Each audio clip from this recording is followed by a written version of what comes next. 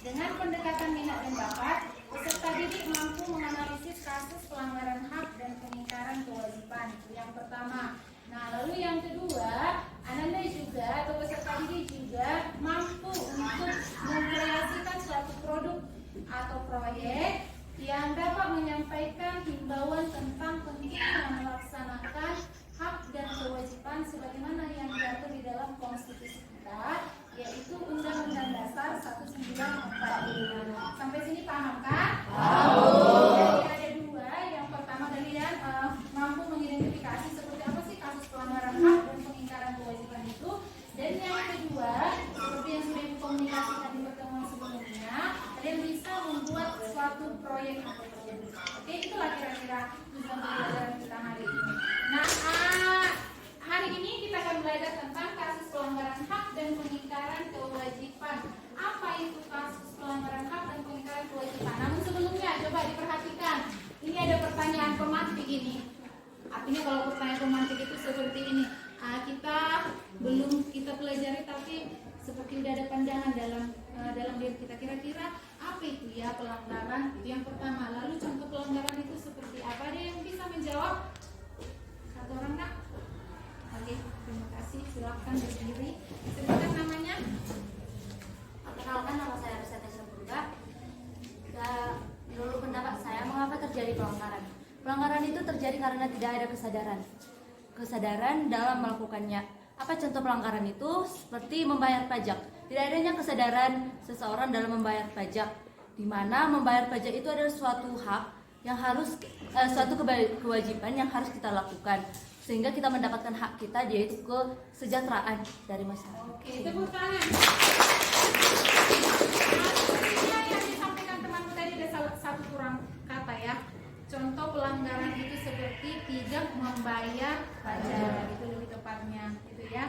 Oke, nah benar yang disampaikan temanmu. Kira-kira kenapa sih terjadi pelanggaran? Pelanggaran itu banyak itu alasannya. Salah satunya mungkin adanya rendahnya kesadaran dari seorang tersebut, gitu ya. Oke, untuk lebih lanjut silakan dituliskan judulnya nak. Tentang kasus pelanggaran hak dan pengingkaran kewajiban. Oke, sudah ya, perhatikan. Selanjutnya, nah disampaikan dulu sedikit materinya tentang kasus pelanggaran hak dan pengingkaran kewajiban di Indonesia. Sebenarnya di negara kita ini, negara kita tercinta ini, tentang hak dan kewajiban warga negara itu sebenarnya sudah diatur di dalam konstitusi kita. Masih ingat kan apa konstitusi kita? Masih. Coba kalau apa konstitusi kita? Oke, bagus sekali. Nah, di dalam konstitusi kita sebenarnya itu sudah ada termuat apa saja hak warga negara dan apa saja kewajiban warga negara. Oke, nah di video yang kalian saksikan tadi itu ada pelanggaran hak dan pengingkaran kewajiban di sana. Yuk, kira-kira siapa yang mau menyampaikan pendapatnya? Hak siapa yang dilanggar di sana? Siapa yang mengingkari kewajiban? Silakan. Ya, ini mencoba untuk menjawab. Silakan, Kedi. Perkenalkan, nama saya Kedi Silaban. Di sini saya akan memberikan pendapat saya tentang video yang telah diberikan, yaitu tentang hak yang dilanggar, yaitu hak temannya dan hak gurunya. Di mana ia melanggar hak temannya, di mana temannya yang sedang menerima pembelajaran menjadi terganggu, dan di mana gurunya yang sedang mengajar juga menjadi terganggu. Dan kewajiban yang diingkarinya yaitu yang pertama, yang mengingkari itu yaitu siswa yang bernama Izal, di mana Ijal mungkin ya. Bisa. di mana dia mengingkari di mana pengingkaran yang dilakukannya yang pertama tidak mengerjakan tugas, yang kedua buang sampah sembarangan dan membuat teman-temannya yang lain atau mengganggu kenyamanan kelasnya. Oke, bagus sekali. Sekarang kita lanjut ke pembuatan proyek kita ya. Ini duduknya kan udah dengan teman sekelompoknya. Sudah Bu. Nah, berkaitan dengan tujuan pembelajaran kita tadi kan Ibu bilang bahwa di pembelajaran kita hari ini kalian akan membuat sebuah proyek atau produk bersama teman sekelompoknya. Oke, Ibu kasih kesempatan untuk kamu mengerjakannya kira-kira 30 menit untuk mengerjakan produk sederhananya. Nah, jadi proyek ini macam-macam ya. Nanti yang kamu buat adalah dia berupa himbauan. Himbauan itu dia bisa berupa slogan, poster, iklan masyarakat, ataupun sebenarnya tapi dia agak memakan waktu ya, membuat video singkat dia semacam kayak bermain peran. Nah, namun karena Ibu rasa ini harus langsung kita tampilkan di hari ini juga, maka kamu kerjakan yang sederhana saja. Ya, nanti setelah 30 menit kamu bekerja dengan teman sekelompokmu, lalu kita presentasikan ke depan. Paham anak-anak? Ada yang mau bertanya? Nah, isi proyeknya seperti apa? Berupa himbauan mengenai kasus pelanggaran HAM dan pelanggaran kewajiban. Oke, silakan didiskusikan dan dikerjakan. Alat dan bahan dari bawah kan? Karena kan sudah dikomunikasikan sebelumnya.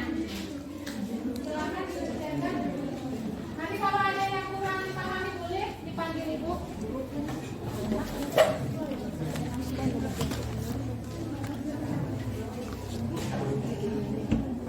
Kan di yang bully ini kira-kira kan siapa nih? Siswa yang buat? Iya. Ada gambar orangnya? Ada. Mana dia? Ini juga. Ini ras. Ya. Oh banyak ya, ada bully, ada rasis. Nah itulah. Siapalah yang mengingkari kewajiban di situ? Yang membuli. Ya bagus, karena seharusnya kan dia kan menjadikan manusia selayaknya sebagaimana manusia. Nah, mau apa pun bentuknya, mau orang tuanya miskin atau kaya kan harus menerima dia ya. Nah, korbannya sampai sana. Yang dibully kan korbannya. Seharusnya kan hak dia kan ada kan? Boleh diskusi tapi suaranya pelan ya nak. Yang diskusi suaranya jangan mengganggu kelompok yang lain. Gitu, jadi paham kan? Nanti kalau baca teman bisa ya. Bisa. Oke, dijelaskan ya. Iya.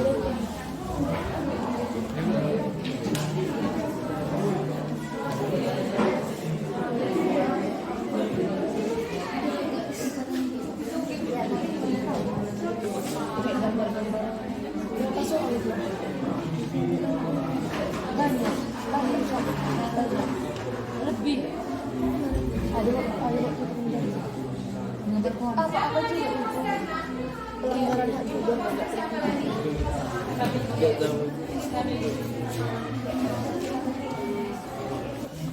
di sini kami membuat 5 contoh kasus pelanggaran hak dan pengingkaran kewajiban dengan 3 digolongkan ke dalam kasus pelanggaran hak dengan 3 contoh termasuk kasus pelanggaran hak dan 2 contoh lagi merupakan kasus pengingkaran kewajiban.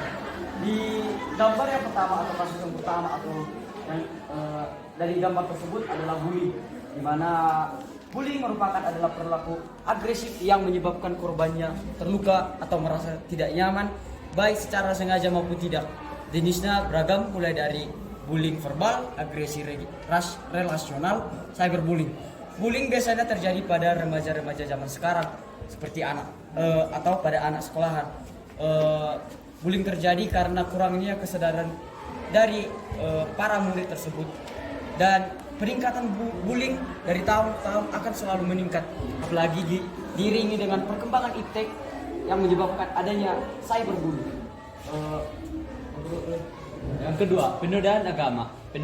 Penodaan dan penistaan agama merupakan tindakan penghinaan, penghujatan, dan ketidaksopanan terhadap tokoh-tokoh suci atau yang lain. Bab agama, adat istiadat dan keyakinan suatu agama yang hanya didasarkan pada suatu pendapat pribadi atau di luar kompetensinya atau non malpraktek. Adapun pertanyaan kami yaitu terkait diskriminasi. Hak siapakah yang dilanggar dalam diskriminasi dan pengingkaran kewajiban apa yang telah dilanggar? Sekian dan terima kasih.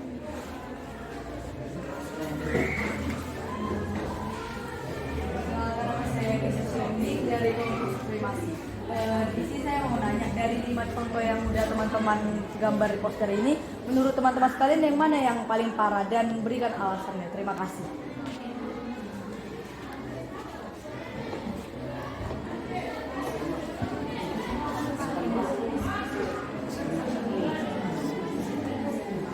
Silakan Nak, ditanggapi.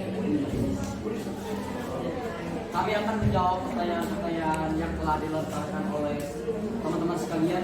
Untuk yang pertanyaan pertama, pada kasus yang kedua atau diskriminasi, di sini pertanyaan Rosa. Di sini hak yang Ganda, Ibu kasih waktu 5 menit kalau pengajaran langsung jawaban aja. Ya, yang pilihan gandanya saja silakan dikerjakan dulu. Saya akan memberikan kesimpulan tentang pembelajaran kita hari ini, yaitu pelanggaran hak dan pengingkaran kewajiban. Pelanggaran hak akan selalu berhubungan dengan pengingkaran kewajiban. Ketika ada yang ketika ada seseorang yang mengingkari kewajiban, maka ada hak yang dilanggar. Sekian dan terima kasih.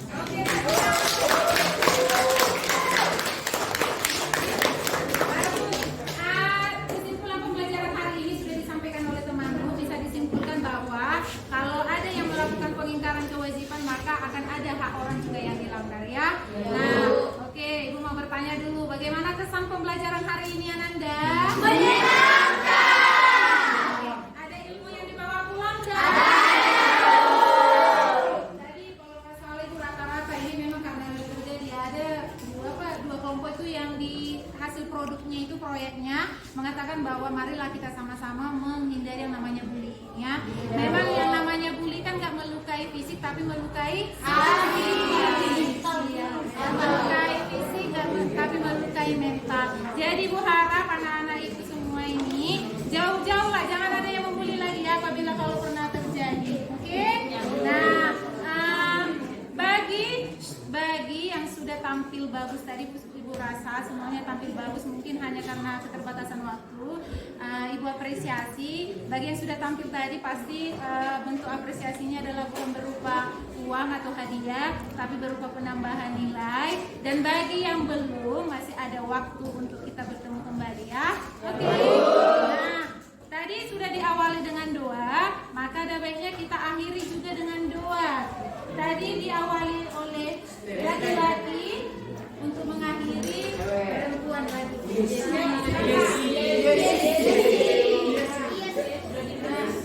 Oke, jawab yang bawah aja mana?